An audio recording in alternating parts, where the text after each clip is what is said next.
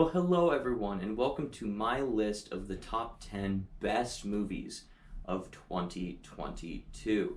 Yes, just a few days ago I did my top 10 worst movies of 2022. Today I'll be discussing my top 10 favorite movies of 2022, and then in a few days I will be doing my top most anticipated movies for 2023.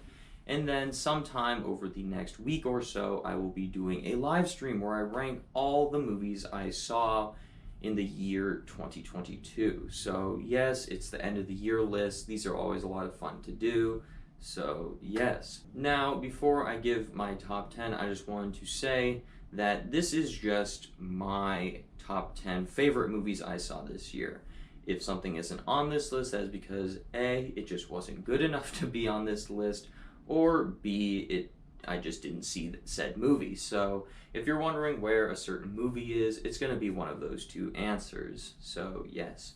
Yeah, that's about all I got to say. So let's just kick this thing off. So coming in 10th place is going to be Avatar: The Way of Water. This movie, I think, it did everything that it needed to do to prove to everyone that yes, making 70,000 Avatar sequels is going to be worth it. Or maybe not proved it to everyone, but at least proved it to me that yes, I am all on board for all these Avatar sequels.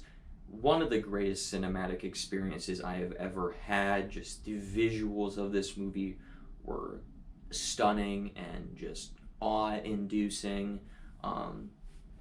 I thought that the action in this movie was really good. I liked the way that it kind of fleshed out Pandora more. It was just so damn good and so mesmerizing. The CGI is on fucking fire in this movie. It is just phenomenal in this movie. It is 100% like revolutionary in the world of CGI what they were able to pull off in this film. And I personally am now ready for Avatar 3, 4, 5. So yes, I will be really looking forward to all the sequels that James Cameron chooses to make in the world of Avatar and Pandora. My only reservations with this film is that it leaves a little bit too much unanswered, and I didn't really like how they incorporated Quidditch and Sigourney Weaver's character back into this movie. But otherwise, I thought this movie was really damn good, and I just haven't had time, but I would really like to go see this movie again just for that cinematic experience alone and getting to escape into Pandora again. So yeah, definitely one of the best movies of the year. Coming in 9th place is going to be Violent Night. This movie is just a blast, and it was exactly what I wanted it to be. Every single criticism that gets thrown at this movie of, yeah, it's just a die-hard ripoff, or, oh, yeah, the characters aren't super developed or whatever. I'm like, yeah, these are all valid criticisms, but when I watched the trailer and saw David Harbour as Santa Claus doing Die Hard, basically, I was like, sold. Yes, I will 100% be there day one. And I went there day one, saw this movie, and it was exactly what I wanted. David Harbour fucking people up as Santa Claus. So I got everything I wanted in this movie. The action is great. The gore is great. It is hilarious. I had a blast with this movie. It's an instantaneous Christmas classic for me. It's a movie I'm going to rewatch every single year around Christmas from now on. So yeah, it was everything I wanted it to be, and it was just so much damn fun, and I can't wait to watch this every single year around Christmas. Coming in 8th place is gonna be Top Gun Maverick. Ooh, I know, this low on the list. Yes, Top Gun Maverick, one of the best movies of the year. Obviously, I've seen 100 movies this year, and it's number 8 out of 100. That's no easy thing to do. So yeah, it's the movie that is going to be on everyone's top 10 of the year list. It's going to be probably the most popular pick for best movie of the year, I would say. Yeah, it's it's great. This movie is great. I love Top Gun Maverick. It definitely deserves to be this high on this list. Even though I have few reservations about this movie, where it's kind of a rehash of the original, and I do think the movie is slightly overrated. But putting those two things aside, this movie is great.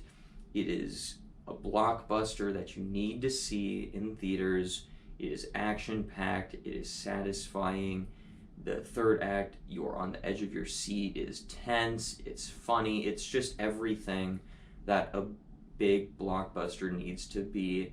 It's crowd-pleasing. It's just one of the best movies of the year for a reason. This is also probably the biggest surprise of the year for me as far as films go, because, hot take, I'm not that big of a fan of the first Top Gun. What? Yes, I wasn't born until 2002, so the first Top Gun was like 20 years old at that point, so yeah, I wasn't alive in 1986, so I don't have any like deep-rooted love or nostalgia for the first movie. It's just kind of a random movie from the 80s for me personally, so it's just like, why are we getting a sequel to that movie 40 years later? Not that fond of the first movie.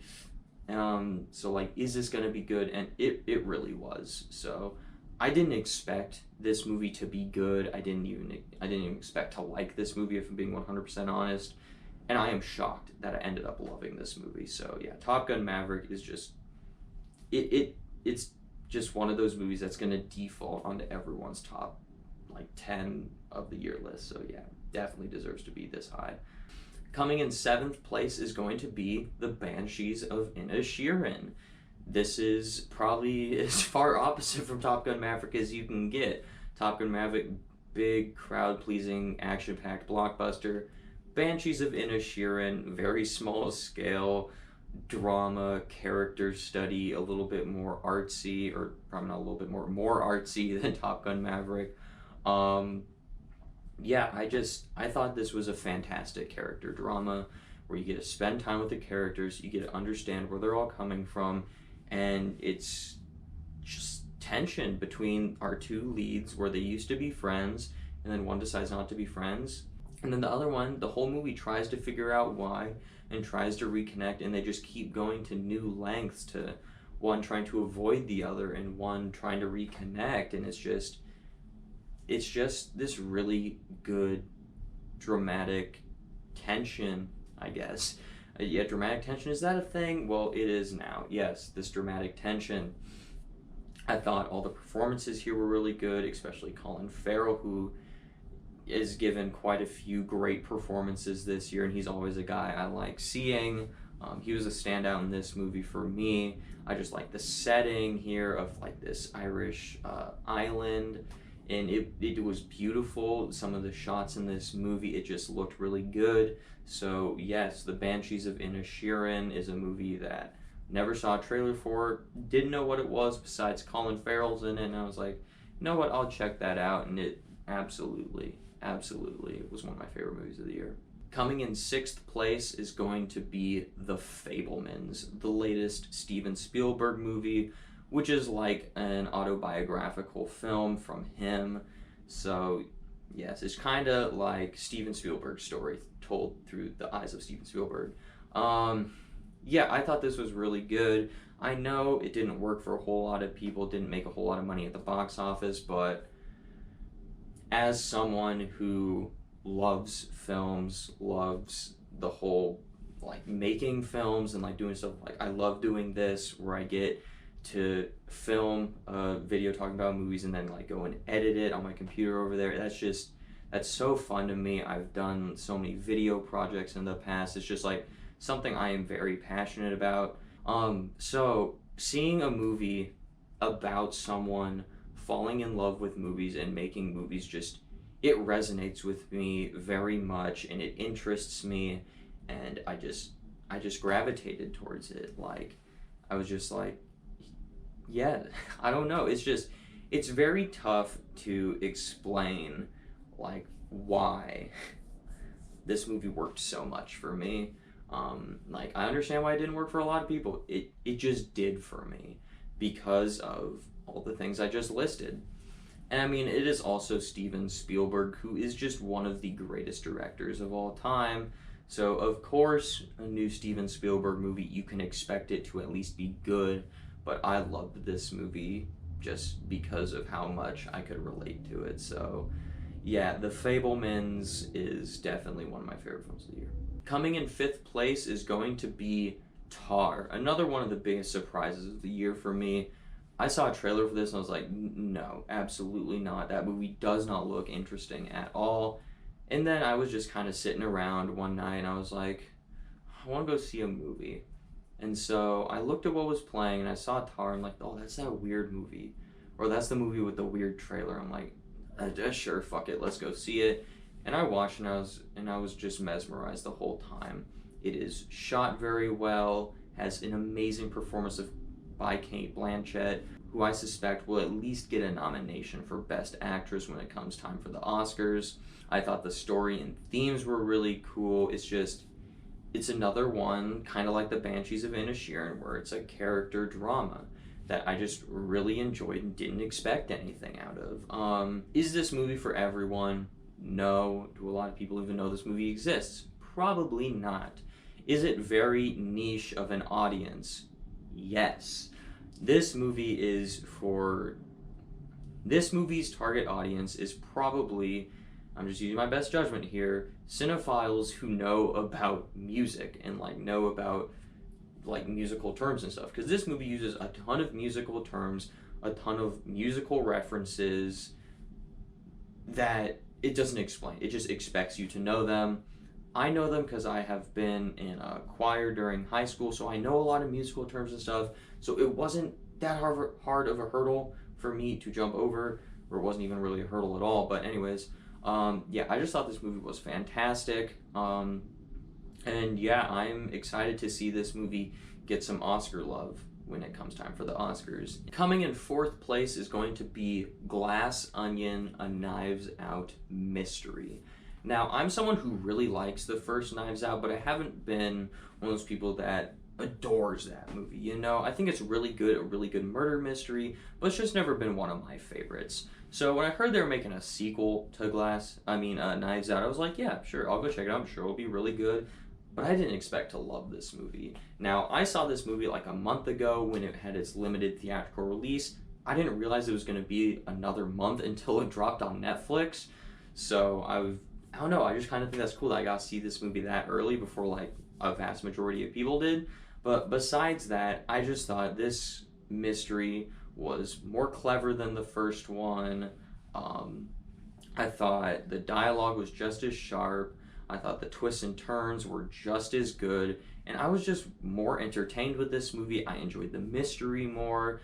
I thought the reveals in this movie were better. I just think this movie is just a step up from that first Knives Out, which was already a great film. I loved Edward Norton in here, loved Dave Bautista in here, of course, loved Daniel Craig in here. You get Ethan Hawke in here for 5 minutes, and I love seeing him whenever he pops up in things. I just thought this movie was just a really fun murder mystery movie, and honestly, I can't wait for a third Knives Out movie, because this could go on to be a really fun kind of anthology murder mystery series with the Daniel Craig's character. So yeah, Knives Out, or Glass Onion, a Knives Out mystery, I thought was phenomenal, and yeah, it was just one of the best movies of the year. Coming in third place is the best comic book movie of the year, and I think it's by a significant margin the best comic book movie of the year, and that's going to be The Batman. Now, this was one of my most anticipated movies of the year. I never watched a trailer for this movie just because I just wanted to go into this movie as blind as possible, and damn, this movie was awesome. It's such a departure from previous Batman movies, you know, it just feels so different from the Tim Burton Batman movies, from the Nolan Batman movies, especially from the Schumacher Batman movies, even Batman v Superman with Zack Snyder. It's just so different. It is a Batman murder mystery noir type movie, and I absolutely loved it. I love murder mystery movies. I I guess I just love mystery movies in general, so that's awesome. You put Batman in there, who's one of my favorite superheroes and comic book characters. You get an amazing cast of characters like Jeffrey Wright as Gordon, Zoe Kravitz as Catwoman, Paul Dano as the Riddler, Colin Farrell as the Penguin was amazing. You get an awesome Batmobile. It's just this long, slow burn Batman mystery movie, and I was down for every single second of it. There is a little bit of a teetering, kind of plateauing in tension when you get to the third act. It kind of just plateaus, doesn't really get like super exciting, doesn't like crescendo at a point. It just kind of rises, plateaus, and then the movie ends. That's a little criticism of the movie, but yeah, overall, this is just phenomenal. It's one of my favorite Batman movies of all time, one of my favorite comic book movies of all time. I'd probably say it's in my top 15, top 10 maybe even comic book movies of all time. It was amazing, and I didn't expect it to be that damn good, but yeah, I can't wait for them to eventually make sequels to this movie, because I am 100% down for what Matt Reeves is doing. And now we have reached my top 2. These are the only 2 movies that I have given a 5 out of 5 rating to this year. And these are like the 2 wildest, crazy movies I have seen all damn year. Ooh. But it is very clear to me which one is number 1 and which one is number 2. So coming in second place is going to be Babylon. This was like the last new release I watched this year, basically. This was my 100th movie I saw in the theaters this year, and goddamn, it was incredible. The trailers made this movie look like it was a coke-fueled, just crazy movie, and that is exactly correct. It is a coke-fueled, crazy movie that has themes about Hollywood while exploring really, really early Hollywood when they went from silent pictures to talkies, and it's just such a great experience. I think all the performances are great. It is so fun and funny. Yeah, kind of like the Fable Men, it has a lot of stuff about Hollywood and movie making, which I'm very into, so that stuff was all really interesting to me. There's just so many different moving parts, so many different themes to explore, and all of them worked. None like overshadowed a different part. It just, the whole thing worked for me. You have some great side characters in here. You got this movie is just so crazy and insane. It's just so awesome. It's just so fun to watch this movie and get to experience this movie. It was just a really, really damn good movie that I cannot wait to watch again, because it was just so much fun, and it was a movie that was both fun and thematically rich, which that doesn't happen a whole lot. Like, you can have a lot of movies that are, have a lot of themes and a lot of messages, but they're not necessarily all that fun. And you can have movies that are extremely fun that don't have any themes. They're just there to be fun. But Babylon does it both, and that is just really, really cool. But even though I think Babylon is a 5-star movie, I don't even think it comes close to being my number 1, which of course is Everything Everywhere All at Once. This, I don't even know how to comprehend this movie. It is a movie I expected to like, but I didn't expect to adore this movie.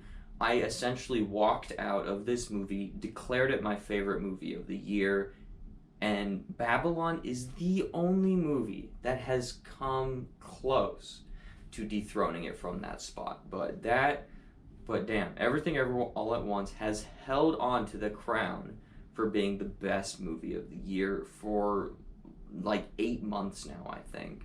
So yeah, it was just amazing. I loved this movie. I still love this movie. I own it. It's like right here. Oh yeah, it's right there.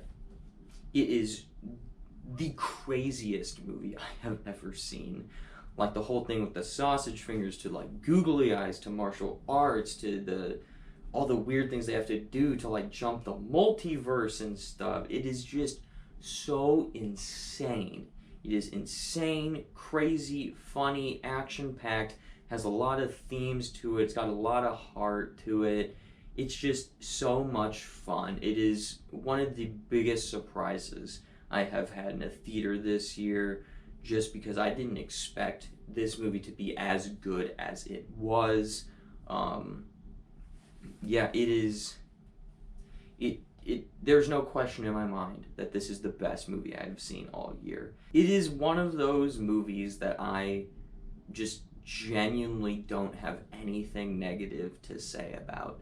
Is it a perfect movie? No, but it's just, I don't personally have anything negative to say about it because nothing bothered me in this movie. And I've seen it twice now, and anything that slightly bothered me the first time I watched it, the second time I watched it, all of those just went away, and I don't have anything that bothers me about this movie anymore. It's just one of those movies that I love, and I cannot wait to watch this movie like for years to come and love it every single time I watch it. So without question, for me, Everything Everywhere All at Once is my pick for the best movie of 2022. So, what are some of your favorite movies of the year 2022? Are our lists pretty similar, or are our lists different? Is there a movie I loved that you hated, or is there a movie that you love that I didn't have on my list? Go ahead and let me know down in the comments section down below, and make sure you come back within the next few days so you can see my top whatever number I decide most anticipated movies of 2023. And with all that being said, thank you so much for watching, and have a great rest of your day.